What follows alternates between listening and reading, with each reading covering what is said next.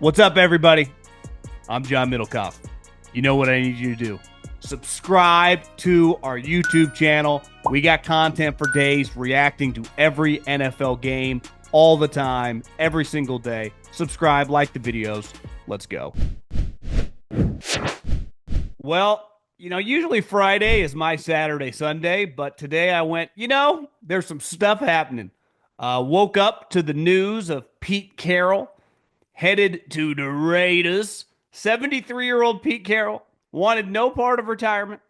The Raiders finally, we'll dive into that situation. I'll just give my opinion. I'm not going to break down the details that have been reported on Liam Coen, the new head coach of the Jaguars. This happened on Thursday night. A lot of the drama started leaking out, and just a couple quick thoughts there. But we got to start with Pete Carroll.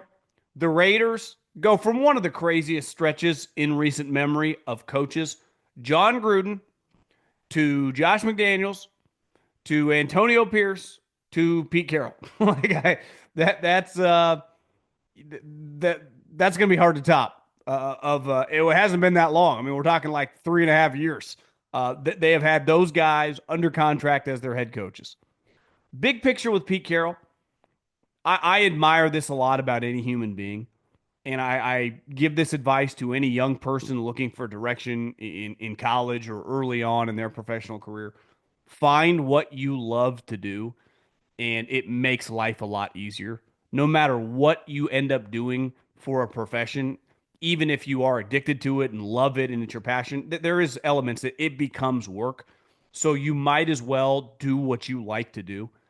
And I don't think it's possible to like football. And I would lump three guys into this mix. Bill Belichick is Pete Carroll's age as well, could not get an NFL job and just went to North Carolina to coach football. Why? Because he loves coaching football. Like, it is deep, deep into his soul. I say this all the time. No matter how much you think you like it, as a fan, as someone that follows your team, as someone that follows the league or college football and watches a lot, you don't even come close to liking it as much as guys like Pete Carroll, Bill Belichick. I've been around Andy Reid. I always laugh whenever I see it. Andy Reid might retire. Have you met Andy Reid? I'll promise you this. As long as he is standing up straight, he's going nowhere. You can't like football more than these guys. Pete Carroll's a good example. Takes the Raider job, which I totally understand the Raiders hiring him. They have just a disaster, and they've been a disaster for 20 plus years. They just need to get the train back on the tracks. It's like when you're down 7-0 in a baseball game in the 8th inning. You're not looking for a solo home run. Let's just get on base. Let's just try to start a rally. Let's just get a little momentum. Let's all of a sudden we got two guys on with a good hitter coming up. Let's just get something positive happening. And that's what the Raiders need. But when you look at Pete Carroll, this is a guy who, listen, I don't have access to his bank account, but I think it's fair to assume that he does not need any money. He has been one of the highest paid coaches in the NFL probably for close to a decade. Reports are he's been making $15 to $20 million his last several years in Seattle. He's been a millionaire since early on in the USC days. I mean, this guy has been printing cash. So he does not need any money. This is not some golden parachute. He has been actively trying to get jobs. The Jets, the Bears, I want to become a head coach. Guys like Pete Carroll, and we've all met them. Obviously, different industries. The word retirement makes them cringe. The thought of having nothing to do on a daily basis, life might as well end. He wants no part of that. He wants to coach football. There have been reports for the last several years, if something ever were to happen to Lincoln Riley and USC part ways, him bounce, Pete Carroll would be all over that job. He wants to coach. And listen, he's 73 years old. On the surface, that's kind of crazy. He clearly is one of the youngest 73-year-olds in the history of the world. If you've been around him, if you've seen him at a practice, I've been to pre-games where he's on the field. He has a vibe of like a 40-year-old. He is a young soul. And his energy, you could argue, is unmatched. Definitely his chewing of gum. But I totally understand the Raiders. This is not about trying to win the Super Bowl. This is not about trying to become some dominant team again. This is about just being a competitive football team, not being an embarrassment, not having to fire a coach because they have no fucking clue what they're doing in the middle of the season. They did that with Josh McDaniels a year and a half ago. They probably could have done it this year with Antonio Pierce. Pete Carroll, now I don't know if this is going to go well or not. If you don't have a quarterback, it's very difficult to coach football. It is very difficult, I guess, not to coach football, but to win in the NFL. Like Aaron Glenn, Pete Carroll, whoever takes the same job. If you don't have a quarterback, like you got no shot. I don't care if you're Bill Walsh or I don't care if you're, Jim Tom Sula. You need that position solidified. You don't need Patrick Mahomes, but you need someone credible there just to move forward. And right now, they don't have that, so it's a difficult task. Pete Carroll doesn't care. Pete Carroll would have taken any job. Pete Carroll, I think, would take like a 1-year contract to coach football. And I admire that. Because put yourself in his shoes. If I told you right now, whatever you do for a living, you're 73 years old. You have an unlimited amount of money in the bank to live, to do nice things, to live like a king. I mean, when you do things in life, money is not a worry. Would you still be that aspirational and that ambitious to keep wanting to do what you've been doing when money's no longer an issue and you're in your 70s? I don't think most people would. I know most people would not. And then I think you get to retirement, you're like, what the hell am I going to do? I love golf. I can only play it a couple days in a row max. I'm 40 years old, so I get where he's coming from. But, like, I don't like football as much as him. You don't like football as much as him. Like, this guy's addicted. And I think when you look at the Raiders, you're getting a guy who just, his passion, this isn't like, I want to be a head coach because it's cool. I want to be a head coach and do everything like Bill Belichick did, like Josh McDaniels. I think what the Raiders went through this last 12 months is Mark Davis made the right decision on firing Josh McDaniels. It was a joke. But then they hired Antonio Pierce because Devontae Adams and Max Crosby and Josh Jacobs, demanded it essentially. Then Devontae Adams turned on Antonio Pierce, said, get me out of here. Josh Jacobs didn't even re-sign. And you could tell early on, like, yeah, Max Crosby's not that into this dude anymore either. And it just was an epic disaster. Like, it was an embarrassment. And I think the Patriots had a similar situation. With Gerard Mayo, I was like, we just can't go on like this. And I've seen it countless times. We saw it with Urban Meyer. We saw it with Jim Tom Sula. Sometimes you see it and you're like, this has to end. It's not even about wins and losses. You're not winning many games. Like, this is we might just fold as a franchise if we continue with this. So you get a guy that, like, listen, I have no clue how many games this team's going to win. I would venture to say that they're not going to be any good, but, like, this guy gives you a fighting chance. I mean, the last couple of years in Seattle, once they traded Russell Wilson, like, they were sniffing the playoffs. They were a 7 seed 2 years ago when they missed the playoffs. I think they went 9-8, and they were right there till the bitter end. I think they lost a game at the end of the year to Arizona. I don't even know if that game counted, actually. They might have lost it with 2 weeks to go. But regardless, is you get a guy that's just high energy, high effort. And I think when you look at Tom Brady, who has a hand in this, is they're just trying to make progress. Some teams, it's like, how do we take the next step? Like, that's what, like, Buffalo, the conversations have been having. Like, that's Baltimore's conversation. Hell, that's Denver and the Chargers conversation. It's like, hey, okay, we've made legitimate progress. How do we go from point B to point F? How do we get competitive where we're, like, in the Final Four of the AFC, where we're in the conference championship game? What do we need to do to have a chance to win the Super Bowl in the next couple of years? The Raiders are just having conversations like, how do we get around like 8 wins? How do we get where we can just be discussed as a wild card team around Thanksgiving? And the bar is so low for some. And I would put Jacksonville there. I'd put the Jets there. I'd put the Saints there. The bar is really, really low. So progress is viewed completely different than a lot of these other places. And you just get a guy that knows what they're doing. That's the thing with some of these young coaches is they have no clue what they're doing when it comes to being the head coach. How could they? It's impossible. Now, in fairness, most of us, when we start a job or start anything, you don't know what you're doing. And you kind of figure it out as you go. It's part of life, right? There was once a point in time when Pete Carroll didn't know how to be a head coach. But in 2025, the guy's been a head coach basically for 30 plus years. He's 73. He's been a head coach since his mid-40s. That's all he's been. Head man. Starting in 94, head man. That's what he knows how to do.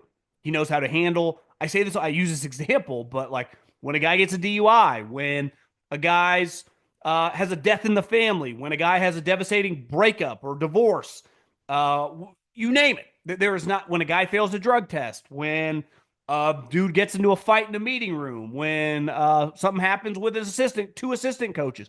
There is nothing that can happen in an NFL building that Pete Carroll has not seen. And listen, I'm not taking shots because I totally understand hiring these two guys as well. But like Liam Coen and Ben Johnson, there's no way. There is absolutely no way that they have seen remotely anything close to what Pete Carroll has seen. So he can just handle that situation and not be overwhelmed, right? So I think about like, I'm not a parent yet, but a lot of my friends are. My brother is. When I am a parent, there are situations you freak out on right away. And then you realize 6 months later, a year later, 2 days later, it wasn't that big a deal. And that just what happens to new head coaches. Like, oh my God, what do I do? And then you look back, it's like, oh, it's not that big a deal. We'll handle it. And I think that's what the Raiders were looking for to get out of this business of a Josh McDaniels that fooled everybody, ran a scam. Like, I can be a head coach. No, you can't. Like, you are as toxic of a candidate as there's ever been to be a head coach. That's proven. Get a guy like Antonio Pierce. The players love him. Well, actually, they didn't. Like, they pretended to, they thought they did, and then they realized they did not. So let's just get a guy that it's not about all this other bullshit. He can just get us going. 3-year contract. It's not like he's going to be your coach for the next 10 years. Do think he's uniquely suited for an older guy when it comes to energy, when it comes to just his effort. I don't think this is a mail-in job. So, listen, if I'm a Raider fan, I would be at least just positively, at least it's just a positive moment. Like, at least for the last this week, it's just been positive, right? We hired John Spytek, a guy that has been a right-hand man to Jason Light, who's buddies with Tom Brady. Not just because he played with them, but because he worked with them in Tampa Bay when they were good. And obviously he's been in a million other, he's worked for Andy Reid. Like, the guy's just seen a lot of shit. And then we hired Pete Carroll. It's like, okay, we just move forward. That is progress when it comes to the Raiders. On the Liam Coen thing, I'm not going to break down. Obviously, it's well reported, Twitter, videos. You can figure out all the details of everything that's being said. I think just on its most basic level, here's what I will react to. They want to keep him, obviously so. I think in a perfect world, it's probably more complicated than just doing this. They would have just fired Todd Bowles and kept Liam Coen as their head coach. I think they kind of wanted to do that. Not this year, but just maybe next year or the previous or the upcoming year. So within the next couple years, Liam Coen would be the head coach of the Tampa Bay Buccaneers. Here's the problem. They're not ready to fire Todd Bowles, clearly. So they offer him, hey, you're going to be the highest paid coordinator in the NFL. That sounds awesome. $4.5 million a year, 3-year contract. So we're talking $13.5 million. Great. Shitload of money to 99.999% of Americans, especially when it comes to a yearly salary. That's a lot of coin. Then things changed in Jacksonville, and it was contingent on him not interviewing in Jacksonville. Well, they fired Trent Baalke. So now I don't have to work for Trent Baalke, and I can stay in the state of Florida, no state income tax. But, a heavenly place if you make a lot of money. Why? Because you keep a lot of it. So it's like, well, Jacksonville now is offering me a contract, and it's well reported. Similar to Ben Johnson money. Well, Ben Johnson's not getting normal first-time head coaching cash. Reports are he's making between $12 to $13 million. So put yourself in a situation. It's like, I could stay at this job. And listen, I'm not condoning if he doesn't call them, if he's being shady about it. There's no handbook to handle situations. But I would say coaches, once you get to a certain age, like it's black and white. Just have some balls. Say, hey, I'm actually doing this. I'm going to re-interview because he wanted to have a contingency plan.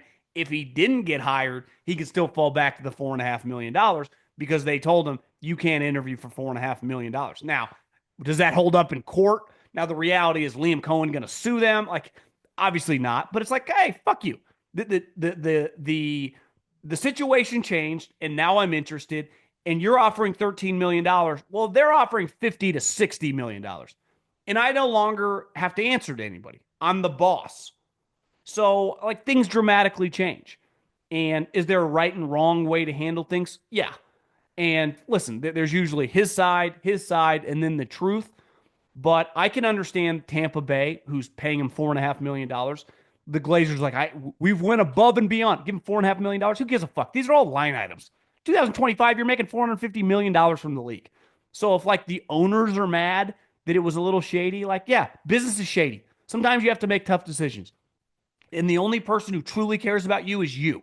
Because if you hadn't been really good as an offensive coordinator, they would have fired your ass without hesitation.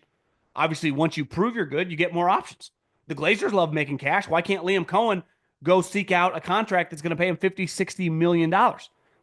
Should he have called and texted and kept everyone abreast with everything that was going on? Maybe. But like, if you have the opportunity to make 50 or $60 million guaranteed, you're going to probably do that over making $13 million guaranteed.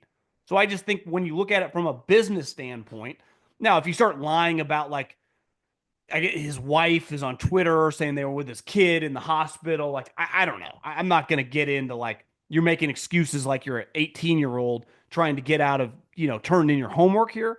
But when it comes to money, every single human involved, the owners, the GM, the coach, would take 50 or $60 million over $13 million if it's legal.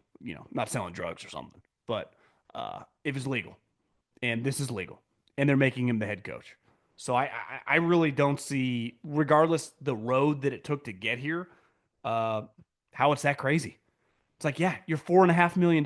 You want a fucking cookie? Sweet, great offer, awesome, I appreciate it. But now I have a chance to be a head coach. They're going to pay me 11. So you're paying me 4.5. They're almost tripling it. And I no longer have to answer to Todd Bowles or the GM. I'm now the boss. Now, whether that's going to work or not, I got no clue. And I know a lot of people on the internet have said he's done similar things in different spots. Maybe he has. I'm not standing up here for the character of the man. I don't know the guy. I don't care one way or the other.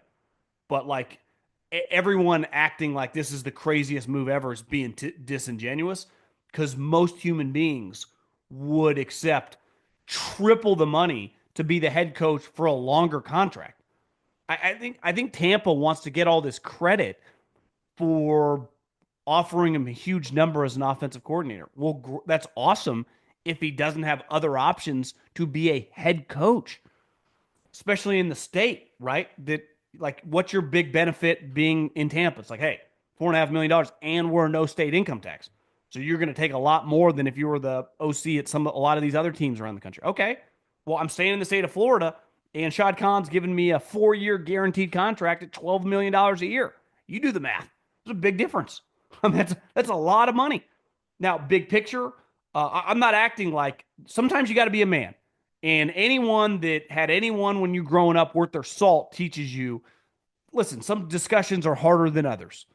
And when you're breaking up with someone, when you're quitting on someone, if you are going to do it, and listen, never quit. Those are easy things to say when you're 10, 12, 13. And those are good lessons to teach. But there are times in life where it's like, you're going to make a tough decision and you're going to piss some people off. If you don't piss some people off along the way, you're probably not making a lot of progress, especially in big money situations. It's part of life. And you got to have the balls to be like, hey, I'm re-interviewing. So if you're going to take the money off the table, fuck it, so be it. But I'm doing this. And if you want to ding him for anything, he didn't have the stones to do that. Like text Jason Light, like, hey, and Todd Bowles, I'm going to Jacksonville. So if you want to pay me $1.5 million or whatever I was actually making, if I don't get this job, so be it. But I'm taking this interview now that they fired Trent Baalke because things dramatically changed. I think you guys can understand that. You both have been in the league forever. You've seen it all.